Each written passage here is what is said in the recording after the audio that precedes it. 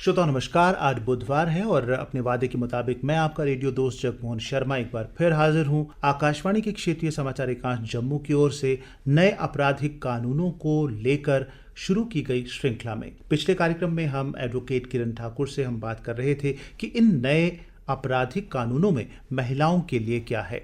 इसी बातचीत को जारी रखते हुए आज हम बात करेंगे कि नए कानूनों के तहत कौन कौन से नए अपराध जो इनमें शामिल किए गए हैं, जिन मामलों में पहले अपराधी बच जाता था लेकिन अब उसके बचने के चांसेस ना के बराबर हैं। किरण ठाकुर जी, आपका एक बार फिर से स्वागत है हमारे इस कार्यक्रम में।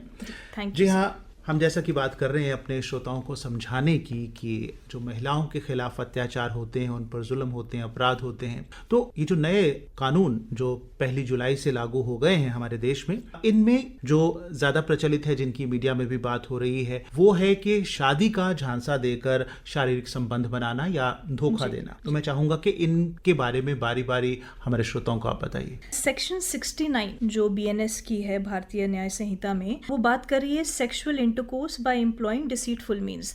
धोखाधड़ी से किसी भी महिला के साथ शारीरिक संबंध बनाना, उसको ये झांसा देना कि वो उसको प्रमोशन देंगे या उसके साथ शादी करेंगे या उसको कोई ऐसा काम प्रोवाइड करेंगे जिससे उसको कोई बेनिफिट होगा। तो इस तरीके के धोखाधड़ी से उसके साथ शारीरिक संबंध बनाना, ये एक नया प्रोविजन ऐड किया गया जिसमें पनिशमेंट जो है 10 साल की है और फाइन भी है। उसी के साथ साथ सेक्शन 95 BNS ऐड की गई है जो बात करती है अब बच्चों को एम्प्लॉय करना, एंगेज करना या उनको हायर करना कोई भी क्राइम कमिट करने के लिए। तो हायरिंग को लेकर ही, सिर्फ उसको एंगेज और हायर करने के लिए ही जो पनिशमेंट प्रोवाइडेड है वो 3 साल है, जो कि 10 साल तक एक्सटेंड भी की जा सकती। इसी में जो इन एडिशन इसमें ये है कि अगर तो वो बच्चा सच में क्राइम कर देता है तो जिसने हायर किया है उसको उतनी सजा मिलेगी जो कि उस क्राइम के लिए प्रोवाइडेड है।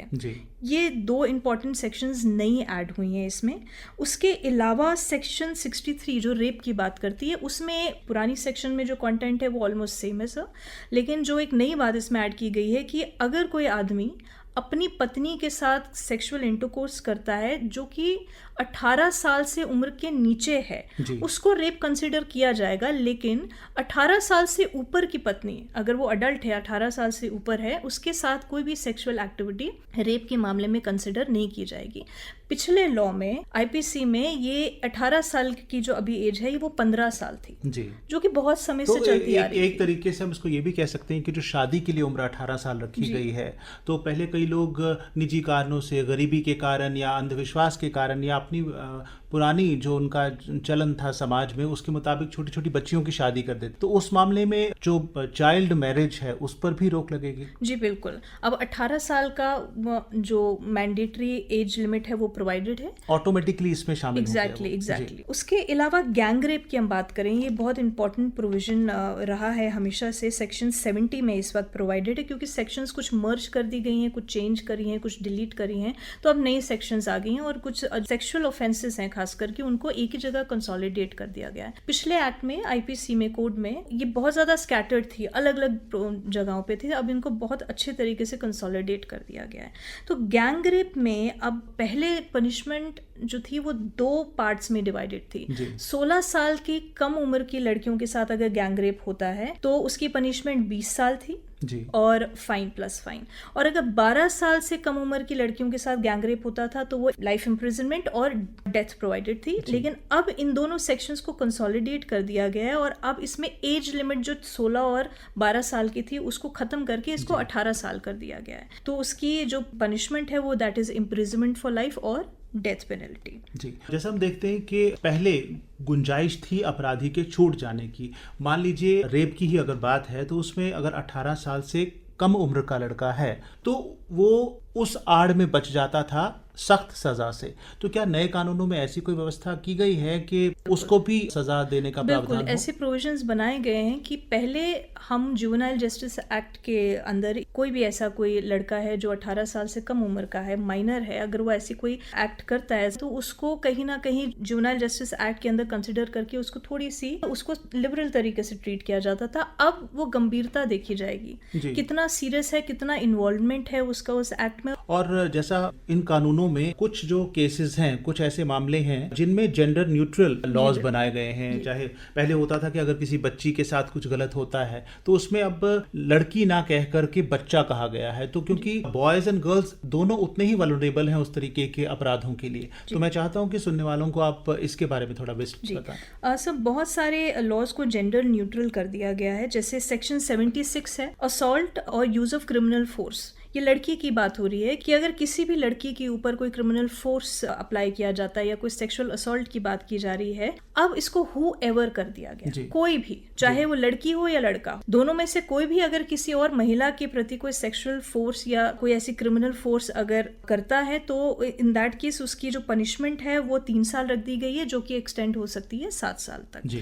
उसी के साथ साथ वॉयरिज्म की हम बात करते हैं। ये बहुत प्रचलित है, ये जो क्राइम है, कोई नई बात नहीं है। सेक्शन 77 में इसको अब प्रोवाइड किया गया है। इसमें भी कोई भी, चाहे वो आदमी हो या औरत हो, अगर वो किसी और महिला को उसकी प्राइवेट स्पेस में, जैसे कपड़े चेंज करते हुए, नहाते हुए या कोई ऐसी स्थिति में देख लेता है, फोटोग्राफ खींचता है, तो वो वॉयरिज्म के प्रोविजन में आ जाएगा। और उसकी जो पनिशमेंट है वो इनिशियली 1 साल है, जो कि एक्सटेंड हो सकती है 3 सालों तक। और अगर वही शख्स दोबारा ऐसा करता है तो उसकी पनिशमेंट सेकेंड टाइम 3 साल होगी, which can be extended to 7 years। उसके अलावा हम आखिर में अगर देखें तो सेक्शन 141 है, जो बताता है कि अगर किसी लड़की को इंडिया में बाहर से इंपोर्ट किया जाता है तो उसकी 10 साल उसकी सजा होगी और उसके ऊपर फाइन भी लगाया जाएगा। अब ये गर्ल और बॉय दोनों के ऊपर अप्लाई करता है। चाहे आप लड़के को बाहर से इंपोर्ट कर रहे हैं किसी प्रोस्टिट्यूशन के केस में या लड़के को, अब जो अपराधी है वो समान तरीके से उनको सजा मिलेगी। इसके अलावा सेक्शन 96 में प्रोक्यूरेशन ऑफ चाइल्ड की बात करते हैं। अगर आप अपनी कस्टडी में किसी बच्चे को, चाहे वो लड़का है या लड़की, अगर आप उसको अपने पास रखते हैं किसी भी प्रोस्टिट्यूशन से रिलेटेड या सेक्सुअल हैरासमेंट या सेक्सुअल एक्टिविटीज को कंडक्ट करने के लिए, तो ऐसी स्थिति में भी पनिशमेंट जो है वो 10 साल की प्रोवाइडेड है और उसके ऊपर फाइन भी लग सकता है। और दूसरा सेक्शन 99 में बच्चे को खरीदने की बात हो रही है, तो यहाँ पे चाइल्ड कर दिया गया है। यहाँ पे गर्ल चाइल्ड या बॉय चाइल्ड की बात नहीं हो रही, बात हो रही है कि कोई भी ऐसा चाइल्ड है, चाहे लड़का हो या लड़की है,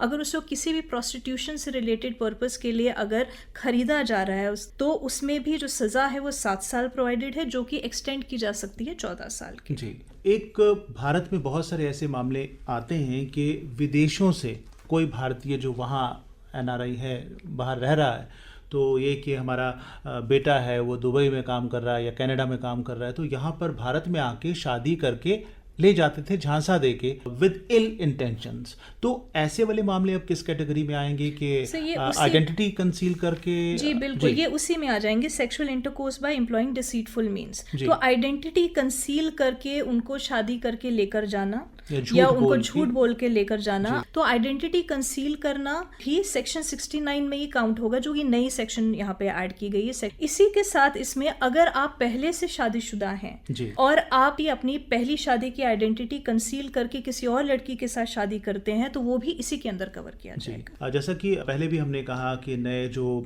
कानून हैं, इनका मकसद है न्याय करना किसी भी मामले में। ये भी सुनने में आया है कि अगर कोई अपराधी पहली बार अपराध करता है और उसका आचरण बहुत अच्छा है, तो जब उसकी जो पनिशमेंट जो भी उसको मिली हो, अगर वो उसका 1/3 अच्छी तरह से कर लेता है तो उसकी सज़ा माफ़ हो सकती है या उसके लिए वो अप्लाई कर सकता है? जी, वो बेल के लिए इन दैट केस अप्लाई कर सकता है। अगर तो उसके कोई भी अपराधी है, अगर उसकी 1/3 जो टेन्योर है उसकी पनिशमेंट का, अगर उसने वो कंप्लीट कर लिया है और उसके बर्ताव में कोई सुधार है, सो इन दैट केस वो बेल के लिए अप्लाई कर सकता है और उसकी बेल एप्लीकेशन कंसिडर की जा सकती है। पहले ऐसा प्रोविजन नहीं था। जी, इसके साथ साथ एक बहुत अच्छी बात आई है कि कुछ मामलों में जो सजा है अभी डिफाइंड तो नहीं है, वो सोशल वर्क करने के लिए, कम्युनिटी सर्विस। मैं चाहूंगा कि जरा वो बताइए कि उसका कितना असर पड़ेगा समाज के ऊपर या अपराधियों को कम करने के ऊपर। जी, ये जो कम्युनिटी सर्विस का जो प्रोविजन ऐड हुआ है, ये नई एक एस्पेक्ट इंट्रोड्यूस किया गया है जो कि बड़ा महत्वपूर्ण है। तो ये ज़्यादातर यूथ के लिए, अगर हम देखते हैं कि कोई ऐसा यूथ है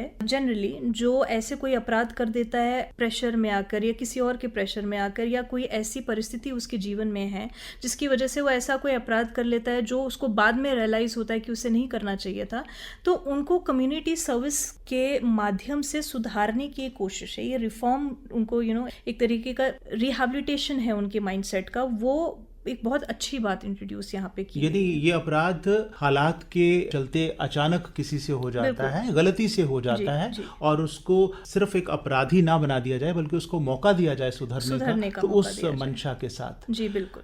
आखिर में मैं आपसे ये पूछना चाहता हूँ, आप एक वकील हैं जी, आपके पास बहुत सारी महिलाएं आती होंगी और बहुत सारी महिलाएं ऐसी भी होंगी जो आने से संकोच करती हैं, अदालतों के चक्कर लगाने से डरती हैं। एक महिला होने के नाते, एक वकील होने के नाते मैं चाहूँगा कि आप सुनने वालों को बताएं कि जुल्म सहना जो है वो जुल्म करने से भी ज़्यादा बदतर है, ये बुरी चीज़ है। जी सब बहुत बहुत बढ़िया बात आपने कही। मैं खासकर डोमेस्टिक वायलेंस के केसेस ज़्यादा हैंडल करती हूँ, साइबर क्राइम से रिलेटेड हैंडल करती हूँ केसेस। तो बहुत सारी महिलाएं ऐसी हैं जो मुझसे मेरे ऑफिस में आकर भी मिलना नहीं चाहती, वो फ़ोन पे कांटेक्ट करती हैं और बड़ा मुश्किल होता है फ़ोन पे सारी डिटेल्स केसेस की डिस्कस करना। तो कई बार ऐसा भी हुआ है कि हम ब्यूटी पार्लर्स में मिले हैं जी, हम कॉफ़ी शॉप्स में मिले। मैं एक्चुअली आपको बता दूं कि इन दिनों कुछ कॉलेजेस में वर्कशॉप्स कर रही थी, तो उसमें लेकिन बहुत सारी लड़कियां, मैं बताऊं कि उनमें से मेरे पास अभी 19 लड़कियों की रिपोर्ट आई है जो बता रही हैं कि मैम हमारे घर में हमारे साथ ये अत्याचार हो रहा है। तो जब उनसे पूछा जाता है कि आपने अभी तक कंप्लेन क्यों नहीं की, तो उनका एक बहुत बड़ा जो एक कंसर्न है वो ये है कि मैम हम जाएंगे कहाँ जी। तो मैं सभी महिलाओं को एक बात समझाना चाहती हूँ कि आप जो ये अत्याचार सह रही हैं घर में, तो बहुत सारी महिलाएं ये कहती हैं कि हम अपने बच्चों के लिए सह रहे हैं जी, लेकिन वो ये बात नहीं समझ पाती हैं कि इस तरीके से बच्चों के लिए मार सहना उनके बच्चों की मानसिक स्थिति पे कोई असर अच्छा डाल भी नहीं रहा है। क्योंकि वही बच्ची जब अपनी माँ को मार खाती देख तो उसको ये लगने लगता है, पहले तो वो कहती है कि मुझे शादी नहीं, दूसरा अगर करनी भी है तो उसको ऐसा लगता है कि भाई अगर शादी हो भी रही है तो शायद मार खाना एक महिला की स्वाभाविक चीज है, तो वो कोई बड़ी बात नहीं है। और वहीं अगर उसी घर का बेटा अपने पिता को अपनी माँ को मारते हुए देखता है तो ये स्वाभाविक हो जाता है कि उसको लगता है कि वो भी अपनी पत्नी को मार सकता है, तो कोई गलत बात नहीं है। तो प्लीज मैं बहुत कंसर्न्ड हूँ इस बात को लेकर, और मैं बार बार महिलाओं से यही बात कहती हूँ, स्पेशली बच्चियों से, कि कभी जीवन में मार मत खाइए। कोई इतनी बड़ी बात हो जाए कि आपकी जान पर बात आ जाए और आप अपने बच्चों के लिए चुप हैं, या आप समाज को या जो सोसाइटी है, रिलेटिव्स है, उनके प्रेशर में आकर आप चुप है और आप सह रही हैं, तो प्लीज़ वो ना करें। मैं अपनी बात सर अगर आपको बताऊं कि मैंने ये वर्कशॉप्स क्यों शुरू किए, मैंने प्रैक्टिस से मुझे थोड़ी देर ब्रेक लेनी पड़ गई ये वर्कशॉप्स करने के लिए, क्योंकि मेरी अपनी एक क्लाइंट ने आत्महत्या कर ली थी जो जम्मू की थी, कहीं बाहर ब्याही हुई थी। वो दहेज के लिए उसको कुछ तंग किया करते थे। बड़ी हैरानी की बात यह है कि हमें एक्चुअली पता नहीं है कि उसने सुसाइड किया या उसे मार दिया गया। हमारे पास इंफॉर्मेशन सिर्फ इतनी पहुंची कि उसके पेरेंट्स ने, स्पेशली मदर ने, उसको इंसिस्ट किया कि ये छोटी मोटी बातें होती रहती हैं, आप वापस अपने ससुराल चली जाएंगी। तो उनके हस्बैंड को और उनके कुछ ससुराल के फैमिली मेंबर्स को यहाँ पे बुला के कुछ बातचीत करके वापस भेज दिया गया। बाद में हमें पता लगता है कि उस लड़की ने सुसाइड कर लिया। अब वो सुसाइड था या कुछ और था हम कह नहीं सकते। तो मैं सभी पेरेंट्स से मैं हाथ जोड़ के मैं रिक्वेस्ट करना चाहूंगी कि प्लीज अपनी बेटियों को सुनिए। हो सकता है कि आपकी बेटी नादानी में खुद गलती कर रही हो, लेकिन तब भी उसे समय दीजिए। वो अगर आपके पास घर आती है तो प्लीज उसको बिल्कुल इमीडिएटली जाने के लिए मत कह दीजिए। माता पिता होता है कि नहीं 3-4 दिन हो गए, जाओ अपने ससुराल वापस जाओ। तो प्लीज उन्हें सुनिए, उन्हें समझाइए, अगर वो गलत है तो उनको समझाइए। जी, बहुत अच्छी और बहुत काम की बात आपने बताई, और हम भी अपने सुनने वालों को यही कहेंगे कि कानून हमारे लिए हैं, और जब तक हम आगे बढ़कर इनका फायदा नहीं उठाएंगे तो कानून तैयार करना, इनमें परिवर्तन लाना या नए कानून बनाना, इसका कोई लाभ नहीं है। किरण ठाकुर जी, आप यहाँ पर आई और ढेर सारी जानकारी हमारे सुनने वालों के साथ साझा की, आपका बहुत बहुत शुक्रिया। Thank you so much sir.